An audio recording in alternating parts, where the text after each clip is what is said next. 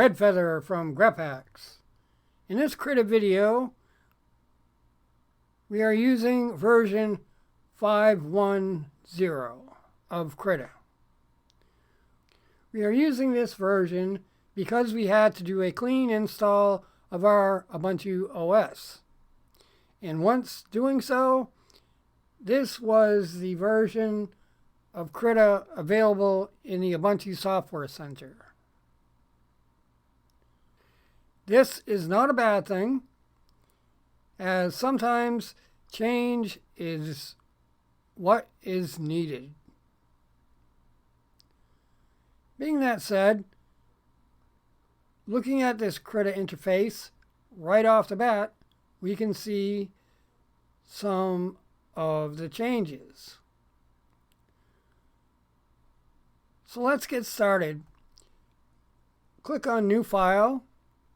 If you know the dimensions you would like to export your work as, when the Create New Document window appears, set your width and height. Then click Create.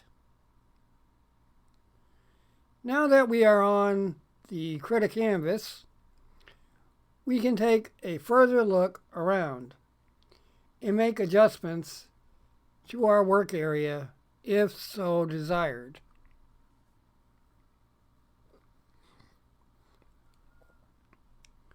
First off, we can see in this Krita version the Docker locks. And notice as I click the lock, it removes the maximize and close function buttons. Now, let's reorganize a few things. Grab the Krita item box to be moved at its menu bar, dragging it to where you would like it. Keep doing this until all items are moved into a position you would like for your work environment.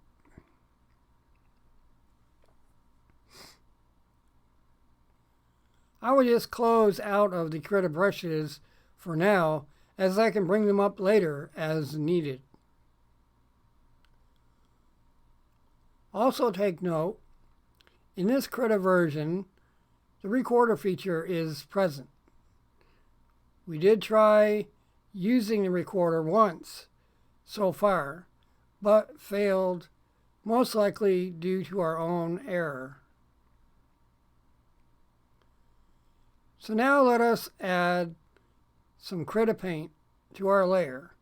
For this, we will just use the default, to which is set to black, and it will go good with our red text I will create shortly.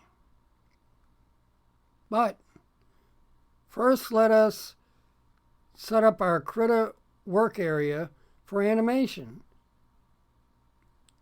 In the upper right corner of Krita, click on the Workplaces. Then click Animation. Oh, wow! Take a look at that. By doing so, in this version, unlike earlier versions of Krita, we have palettes, the onion skins came up, and animation curves. This looks amazing.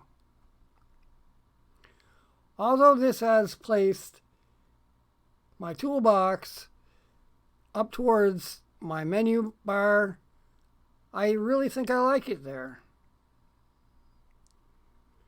So now let us add some Krita text, adjusting the font size and color. Once this is done in Krita, do any necessary centering and size adjustments. Now let us take a look at the Krita layer styles. Right-click the vector layer that holds the text. Scroll down to Layer, Styles, and click. Once the Krita Styles window appears, I can see there have been advancements put into place, but for now, we will just add a texture to our text. In order to do this, in the Krita Layers Styles window, scroll down to Bevel and Emboss, and put a check mark in the box. Then scroll down to Texture and place a check mark in its box. When the patterns show up in the right side of the window, scroll through the pattern, finding the one you would like. Once this is done, click OK.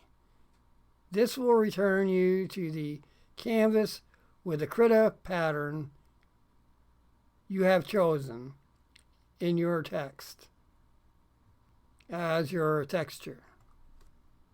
Once this is done, you can then merge your Krita text with the paint layer below and export it as a PNG. We hope you have enjoyed this Krita tutorial and found it helpful in some fashion, and if so, then why not give this video a like? And while you're at it, why not become a subscriber, ringing that bell in order to be notified your way of newly released videos. I mean, after all, ladies and gentlemen, it is free. The beginning and the end of this video has been provided by none other than Alex Abayu1. Thank you in advance. I am out.